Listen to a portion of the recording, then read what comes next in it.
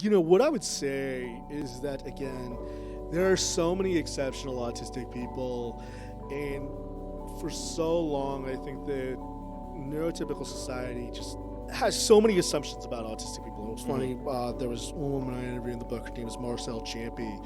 I know her, yeah. Yeah, she's great. And she said that, like, she never did not regret disclosing that she was autistic. It is because people immediately project on what they think about autism onto her. Right. And I think what that told me was that it was like,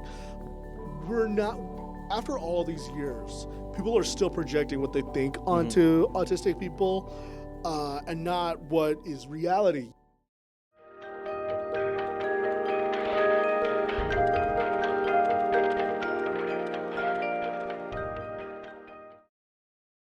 All right, well, welcome to the NITW Podcast. I'm Joe Riddle, Director at Neurodiversity in the Workplace, and I'm really grateful to be joined by Eric Garcia, author of the landmark book, We're Not Broken. Really grateful that you're here with us today to share some of your expert thoughts and views on this whole space of neuroinclusion. Yeah. Thank you very much for having me. I'm really grateful that you thought of me, because I think we met at Vanderbilt University. Like what? I think it was a while ago. Yeah, a lot's changed since then. But that was, we were talking before. That was so interesting because when the book came out in 2021. And then that was right when Delta and Omicron hit. So we weren't able to do a lot of live events in 2021. But when the paperback hit and more people were getting vaccinated and things like that, we were able to do a lot of events. And that was when I met a lot of people. And then we'd been talking about doing this for a while. And then we finally got around to doing it. So I'm really happy we finally do it. Yeah, thank you so much again. And so, we wanted to kick off our conversation with, we're recording this in 2025 in August. Yeah. Where do you see, what is the current state of neurodiversity employment within the landscape of DEI? What's going on right now? It really is. I mean, we're in Washington, D.C. right now. So what is fascinating to me is that this is a city where there's a lot of federal employment. A lot of people work for the government. And what is interesting to me, and I think a lot of people don't recognize, a few weeks ago we were celebrating the 35th anniversary of the Americans with Disabilities Act, is that Washington, D.C. is probably one of the few places I've been where there is a disabled middle class. My friend Rebecca Coakley, who's a disability rights activist, has talked about this. I love her conversations. It's great. She's awesome. And so it was because there were these hiring initiatives. There was these efforts, but I think one of the things you're seeing is that you see this kind of rollback of DEI initiatives, and the president's administration, President Trump's focus on cutting grants. That makes it a lot harder. I mean, I think a lot of companies that do business with the government are a little on edge about do we still do DEI programs, which include DEIA, which are accessibility programs? And then you also have you have the government itself, which is no longer committed to hiring or making that a priority. Right. So one of the things that was interesting to me that I noticed was that, and I wrote a story about this earlier this year, was that because we met at Vanderbilt University, which has the Frisch Center, which is a great center. It's actually run by autistic people at Vanderbilt University, run by neurodivergent people, and Kevin Stassen, who's one of the people who he has an autistic son. Their National Science Foundation grants got cut, which were meant to recruit neurodivergent grad students in STEM. Right. So I think one of the things right now is this is a long way to answer your question, but the real thing is we don't know. And I think a lot of companies, particularly ones that work in the federal government, because that's really what I focus on. I focus on government. I focus on politics. Are really kind of trying to avoid the eye of Sauron, so to speak. Yeah. I mean, we're seeing that too. We're seeing. I mean, when we look at just the acronym DEI, from its surface, it seems like a very respectable, responsible thing to do for the world, to have some equity and inclusion and diversity in any approach to business. And so going back on that is fascinating to see that people, we shouldn't give people an excuse to remove equity from a conversation in a business setting. Yeah, and to your point, I think one of the fascinating things to me was that this was not a government initiative. Like, of course, Right. governments, companies had to comply with the civil rights law. They can't do anti-discrimination things. But this was seen as it was an initiative by corporate America, along with ESG, which hasn't gotten as much backlash. Right. It's gotten some backlash in places like Florida and a lot of state attorneys general rolling or state treasurers rolling back, like saying And ESG, environmental sustainability, governance. Yeah. But like, this was not something that government or liberals kind of enforced. In many ways, like, I remember one of the things when I talked with a lot of people after George Floyd's killing, is that they were always kind of wary about DEI because they were like, well, this is a very voluntary thing. This is not something where there's actual teeth. There's not actual enforcement. So this was seen as this is a good investment. We are widening the pool of people around them, of people that we otherwise wouldn't have. And now I think that it's become. And I spent a lot of time in, following around right-wing media circles. I obviously have been to God knows how many Trump rallies. We could talk about that later. Oh boy. It has become kind of a shorthand for, well, we're hiring people who aren't qualified, and we're giving jobs that belong to. I think we can talk about this, white people, right? And giving them to Black people, disabled people, gay people, trans people. So like autistic people, disabled people. The proverbial autistic, nose ring wearing, blue hair barista kind of people. But really, again, this was something. I mean, again, these were not super quote unquote woke companies. Goldman Sachs was doing it. UBS was doing it. Ford Motor Company was doing it. This was not something that was put in place by the government. So yeah, that's a long way of answering your question. I appreciate that context. And before I forget, I want to give you an opportunity to just can you give us a quick overview of who you are, where you come from? Yes, we got straight into it, man, didn't we? We're excited. Which I love. So I am the senior Washington correspondent at The Independent. On top of that, I'm a columnist for MSNBC. On top of that, I'm writing another book about autism. Oh, that's exciting. Which is about autism and young men. And then, which felt like kind of it's funny, I went to my agent around 2 years ago, and I was saying, I'm thinking about the next book, and I can't, and that was literally the last one on my list. And then she's like, there you go. Because like I wanted to do something about like, how America keeps people with disabilities poor, some other things. Right. And she's like, no, you got to do that one. And I was just like, okay. But it was the right move. But I've been now, I've been in Washington covering politics now for about a decade. For more than a decade. Wow, like this last month. This month makes 11 years since I moved to Congratulations. DC. Thank you. Yeah, 11. It's stressful. Do you see my hairline? Do you see how many grays I got? And the way, and this is a way of going into talking about autism and neurodiversity, is that when I first came to DC, it wasn't that I was ashamed of being autistic. It wasn't that I was ashamed of anything.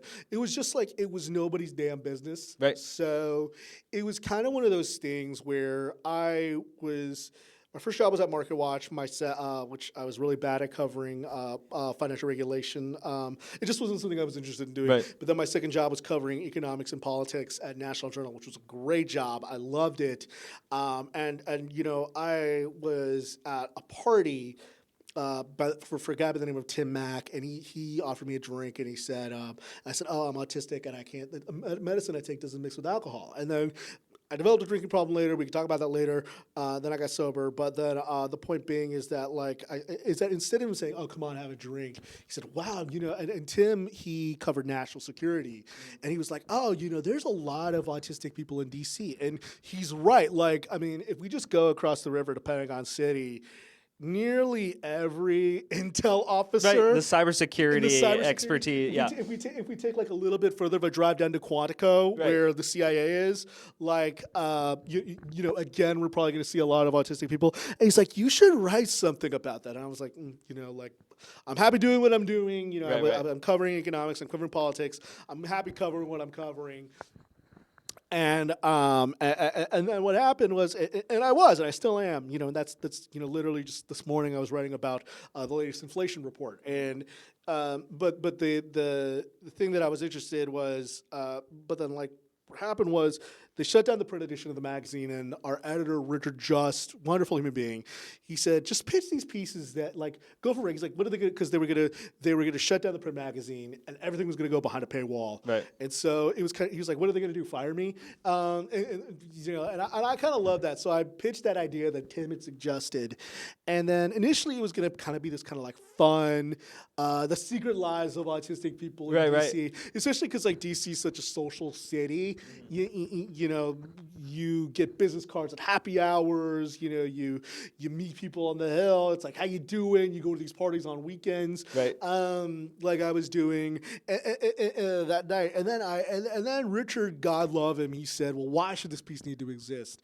And the National Journal had just done a really great piece about Alzheimer's and saying that, you know, we're focusing so much on trying to find a cure for Alzheimer's, like NIH spends God knows how much money trying to find a cure for Alzheimer's, but we're not focused on helping people with Alzheimer's right now. And I kind of literally, it was like one of those things. I looked over at the stack of magazines in Richard's office, and I was like, and I made that suggestion. He's like, there you go. Like, you focus too much on curing autistic people and not enough on helping autistic people live fulfilling lives. Well, this is the moral of what we spend our days doing at Neurodiversity in the workplace. It's, you know, you can look at all the research you want, but we need to help people who are looking for jobs every day who are saying, hey, I just can't get through the interview process, or the interview process is not designed for inclusive, you know, mindsets, or and that was kind of the thing, is that, like, I mean, the more I started looking at, and I write about this in the book, so much of our research goes into researching biology, and I'm not hating on that, but like the amount of money that we spend on services for autistic people, researching services for autistic people, like this is all the money, nonprofit and government spending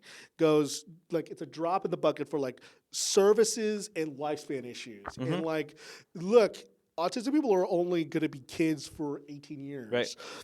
We need to focus on, the lifespan, whether it's people with intellectual disabilities who can't speak, who require round-the-clock care, or people like myself who, thanks to the Americans with Disabilities Act and the Individuals with Disabilities Education Act, are going to be transitioning and going to college and graduating and things like that. So, like, we need to be focusing on those. So, like, everybody, we need to focus on all these things. And so, look, I'm a political journalist at heart. I'm a data nerd at heart. And I was just like, this is a total mismatch of the priorities. And I think that was kind of what spurred it. So I wrote that piece, and then, my agent reached out to, person who became my agent, Heather, reached out to me. And then I was just kind of like, well, I kind of want to explore this more, which is that, like, my feeling was, well, if we have bad ideas around autism, we're focused on vaccines or curing or whatever, that must mean we have really bad policy around autism. So I started to hit the road, and the book was, and if you read the book, it's like I go to Michigan, I go to West Virginia, I go to San Diego, I go to the Bay Area, I go to Pittsburgh, and I spent a lot of time here. And I just try to interview as many autistic people as possible to try to get an idea of, what is it like to be autistic in America? What are the shortcomings? And then how can we fix those shortcomings? And this is the really important part, is that one of the things that was really fascinating to me was I met so many incredible autistic people when researching the book and interviewing people. And then what I found was a lot of them were smarter than me. A lot of them were harder working than I am, well qualified. But if it was just for one circumstance, they just couldn't get jobs. They couldn't get accommodations at their university or their community college. And so one of the things that I thought was, okay, I know I am not that exceptional. And I know that a lot of these people are exceptional.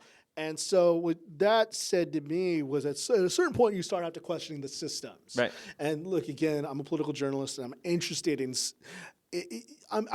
systems and what are the systems and how do they come short, and how do they leave people out of the equation? And I think that's kind of what the lion's share of my writing about disability has mostly been about, is like, how do these systems leave people out, and and how do you include them more in? Absolutely. I love that you're talking about that you're writing about that. Your book highlights so many important points in there.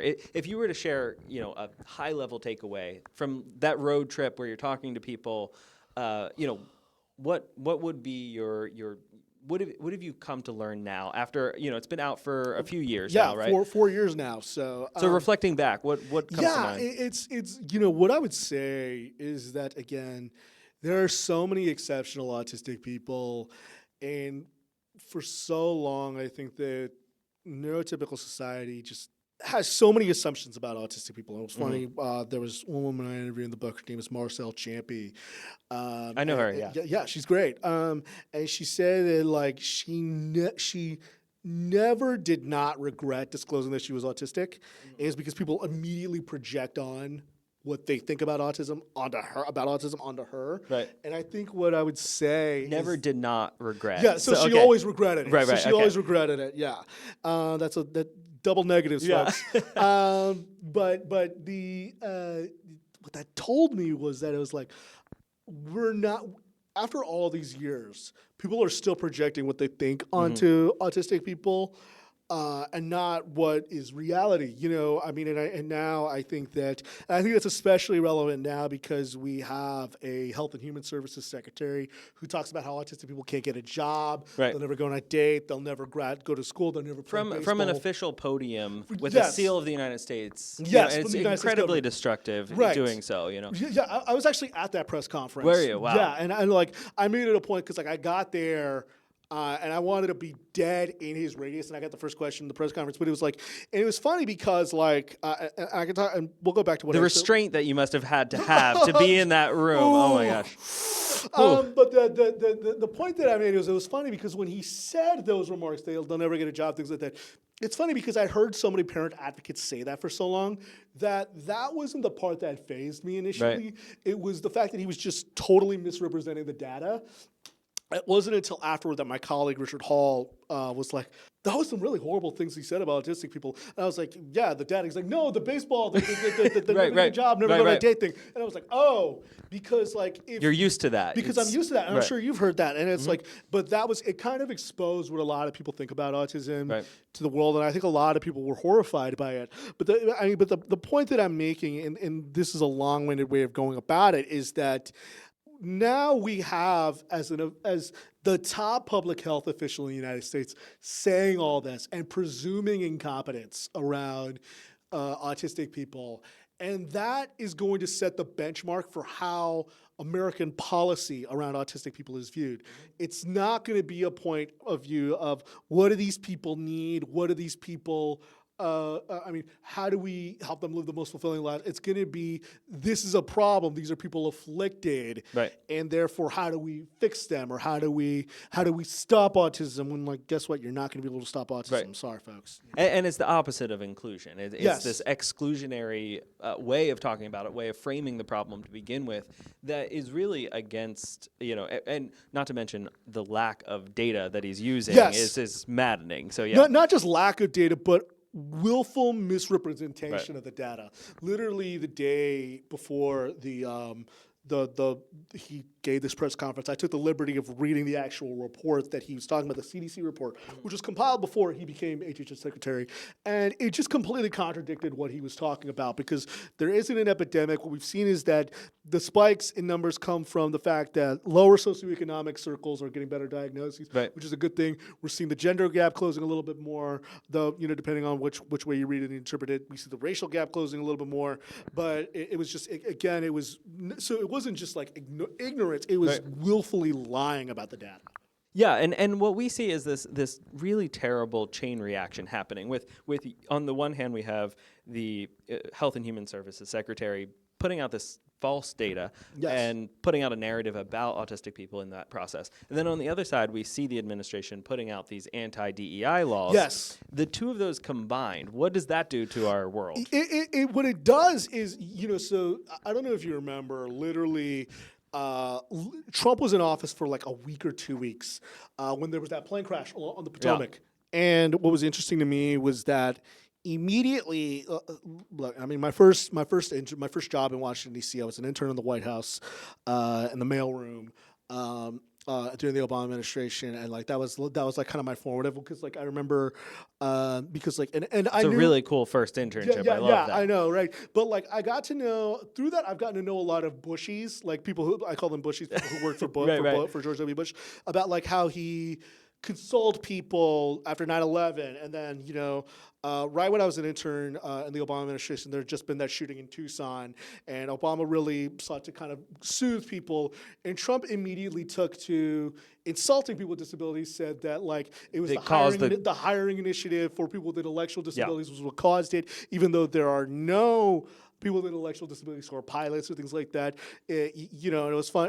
And that was something that Don Jr., the president's son, had been talking about on social media for the past year. Mm-hmm. Elon Musk had been talking about it, who, of course, would go and join the administration. So the idea that autistic people can't get a job, well, Elon Musk right there. And then illustrated with a backdrop of a press conference about this horrific plane crash. Yes. That has nothing to do with this topic at all, but is just he was using it as the news of the day. It was the default. The default was to blame a vulnerable group of people when it was a horrific tragedy. These are teenagers going to a tournament. It was in Kansas. It was one of those. It was one of those moments where you realize, I had already, I was in Texas on election night, seeing the election results, because I was at Ted Cruz's election party, and so like I had already, and then I'd covered the inauguration and all that. So like already, I was like, okay, Trump is president. How do we navigate that? How do we navigate that? It's going to be different from Trump 1.0, which was a lot. But then that was a moment where I was like, oh, they are actively using these kind of right-wing disinformation talking points that are swirling around the internet to deliberately, from the presidential podium, blame people with disabilities. Right. And so as you were saying, you've got this noxious mix of saying DEI is bad, and then specifically saying this one group of people that are included in DEI are actually causing people to die. And so it creates more of an incentive to exclude them, and I think that to me is the most noxious part. Absolutely, and we're in an age where we're competing for people's limited attention spans. Yes. Right. In the age of social media, when you see this magnifying effort on something anti-inclusion, anti-equity, anti-diversity, really problematic for the efforts that a lot of people in our industry are working on. We're working in neurodiversity employment. It just kind of counteracts and wipes away so much progress. Yeah, I mean, the way that I see it, my exposure to news really, my two real exposures to news growing up, and one of the ways that I became a journalist really were my dad, who is a Republican and is a big Trump supporter. Every Sunday, getting ready for church, he would watch Meet the Press with Tim Russer. And then the other exposure that I got, so like getting ready for church, Tim Russer's in the background. He might as well be a house guest. And then getting ready for school, my mom would watch the Today Show. And, what I say is that, like, that's how most Americans consume news, which is that they're doing something else. And then nowadays, of course, the people are watching podcasts, things like that. Right. When you're listening to podcasts, you're making dinner for your family, you're going on a run. You're driving somewhere. You're driving somewhere. So you're very much... this is something that people are doing while they're doing other stuff.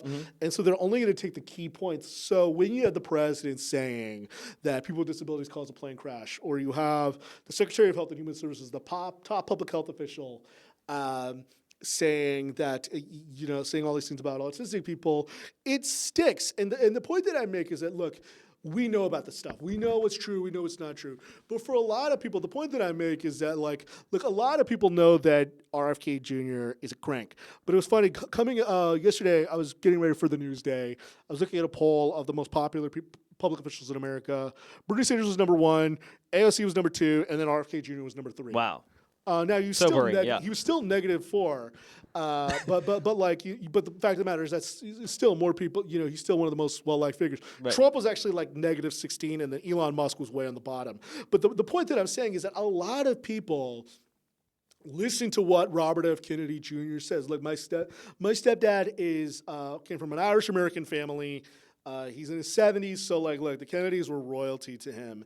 And when you have, somebody from that family and who's the top public health official, they're going to take it for what it is. And, when a family gets a diagnosis for a 5 or a 6-year-old, they're going to go home, they're going to go on the internet, they're going to go to they should be able to go on the HHS website and look for all the best resources, the most credible information. Right. And then that's going to be the top thing that they see on the HHS website or the CDC, the Centers for Disease and Control and Prevention's website, or any other, or CMS when they're looking for Medicaid services. And when that's no longer reliable, that's no longer reliable. Right. That's a problem. When the NIH's website, the National Institutes of Health website, is no longer reliable, that's a huge problem, because then that reinforces disinformation. And there are going to be people who are willing to help families of newly diagnosed people.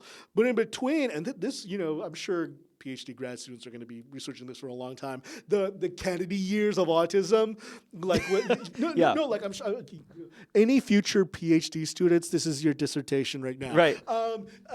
About what happened to those autistic kids or kids who got an autism diagnosis during the Kennedy stewardship of HHS, and we should also add that, it's not just Robert F. Kennedy Jr. Donald Trump has said similar things, so it's not just contained to the HHS. Absolutely. And the downstream effects of this is really problematic when we look at not just the information going to the public, which huge problematic red flag, but also we see the funding priorities shifting outside of core research that is giving us the baseline of statistics being melted away, is giving us the research into what you mentioned earlier, those critical services outside of diagnoses and biology melted away, right?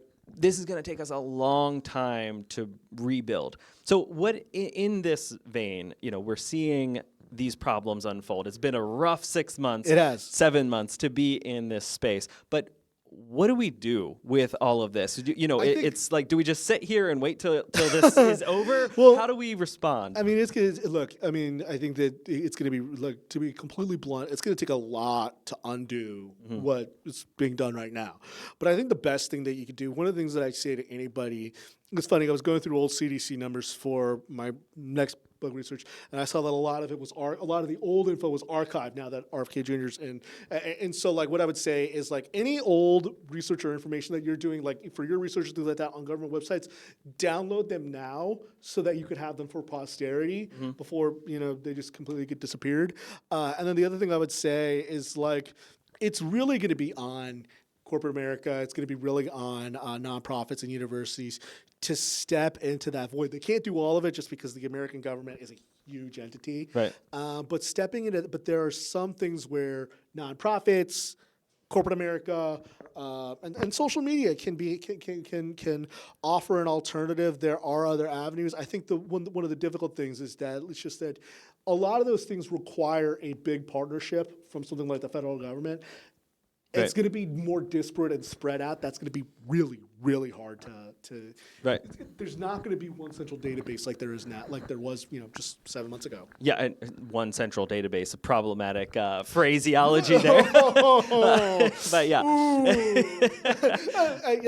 Yeah. I'll add one thing about that, and I just want to say, the idea of a database on data around autism, I actually don't think is in and of itself a bad idea. In some ways, it could be we have stuff on diabetes, we have stuff on Alzheimer's, things like that. It's just who is collecting the data and privacy concerns. Those are the big ones. Well, and not to mention the backlash from the administration, or not backlash, the removal of DEI, it makes what they would do with that data now unsafe. Yes, exactly. You do not want, you got to worry about them sending this to, a wellness influencer on TikTok and spreading misinformation around that. Right. So. Well, because what we often say in some of our trainings is that in the corporate world especially, we do a lot of work in the corporate world, that we are subconsciously trained to model our employment practices off of a archetype, a stereotype of the white male executive in a sport coat who is able to close deals, be well-rounded in all of these different aspects, and is highly personable, usually 6'3", right? And there's pale male in Yale, right? Exactly, and and this isn't something that we want to necessarily emulate because that's not what the world is. No, it isn't. No, and I mean it's and thankfully what we've seen now is that more Fortune 500 companies are being started by are being started by non-white, non-Ivy League educated people. Look, I'm a graduate of a public university, and I know plenty of people who study startups and things like that. I know plenty of people who didn't go to college at all, or Right. who dropped out and who were able to do it. But as you said, like it's that. The rollback of these initiatives kind of will make people less willing to invest in them. And so the other point that I would make is that for better or for worse, you still do have neurodivergent employees. Every employer does, Right. whether they know it or not. It's funny. Like people ask me, like, how did you get into journalism? As an autistic person, and it's because I'll be real. I think that because I'm autistic and because I don't necessarily know social cues, I'm really willing to just be a jerk at press conferences Right. and not take no for an answer. Well, yeah, I appreciate all of this. And so if you're to leave us with one final thought here, what would it be that we, in this time, we're joining you today here in D.C. on a strange day as the National Guard is being deployed into the streets of Washington in the midst of this anti-DEI backlash. Yeah. What are we supposed to do with this time as a leader in this space? Yeah, I mean, first off, I'm not a leader in the space, but second of all, I think what I would say is that if you read about history, and I'm a big history nerd, that was kind of what got me into politics, there are always backlashes. Always. I went to college at the University of North Carolina, and a lot of the Confederate monuments were put up not during the Confederacy, but after Reconstruction. After Reconstruction, there was Jim Crow, and after the Civil Rights Movement, last week we celebrated the 60th anniversary of the Voting Rights Act. Then what did we get? We got Richard Nixon and the Southern Strategy. There was. In the 80s and 90s, there was the ACT UP movement, and it seemed like there was more visibility toward gay people. And then what happened is in 2004, George Bush runs on banning same-sex marriage. So what I would say is that every action, there's an equal and opposite reaction. And we tend to believe that, Martin Luther King Jr. quote that the arc of the moral universe is long, but it bends towards justice. We don't realize that you do kind of have to bend it. I'm very fortunate. Talking about the Voting Rights Act, I'm very fortunate to have met both Jesse Jackson and John Lewis, one of the times I ran into John Lewis was in 2016 when it was the weekend before they were going to open the African American History Museum, which is not too far from here. Very cool. And the point that I was making is that he was going to get to be there with the first black president. And the point that I make is that he, 60 years ago, this last month, he got his skull fractured, marching in Selma, Alabama, and then he lived to see the first black president. But then he also lived to see police put their knee on George Floyd's neck. And so the point that I make is that these things work in cycles; they're never linear. And I think that if there's any one thing that you could say is that it takes a lot of damn work. And it's constantly reminding, it's constantly refreshing people about that. I really appreciate that sentiment. And so again, thank you so much for joining us. Thank you. Yeah, this was fun. And your book, We're Not Broken, excellent read. Highly recommend it. And another one coming soon? Another one coming soon. We untitled as of right now, but we will. But hopefully. Start checking out in fall of 2026, and I'm not going to get commission off of that. Well, anyway, thank you so much. It's been a pleasure having you. This is fun. Really grateful.